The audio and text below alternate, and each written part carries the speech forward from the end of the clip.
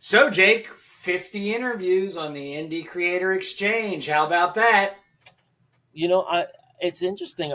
That's like basically a year because it's one per week. I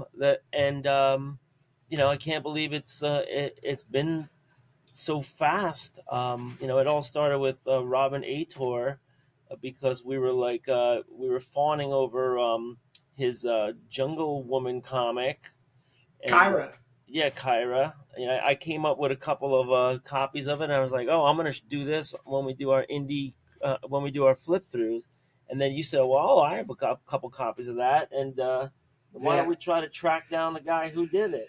And so, we That's did. It took a awesome. little while, and then we were like, "Oh yeah, why don't we just keep doing these indie creator exchanges all the time?" And we did. So Well, we learned so much. That's the amazing thing. It's just the sharing of people's experiences and trying to figure out, path of least resistance in order to get yourself seen and your comics bought. But yeah, it's pretty darn exciting, and I'm looking forward to not only another 50, but like another 150.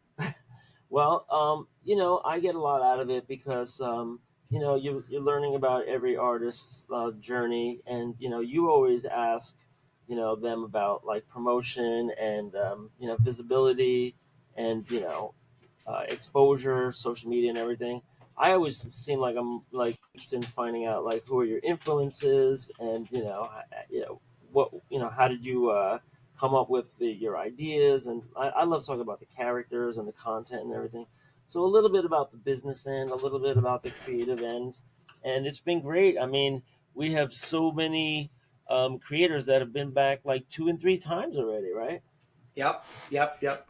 So yeah, so we just wanted to take a moment to thank everybody for having come on and spending the time with Jake and I on a Sunday to talk comics, and we're also thanking those who in the future come by and share their experience in comics and go from there. But that's all I got, Jake. Let's get people get back to reading comics, making them if they do. See you on Sundays.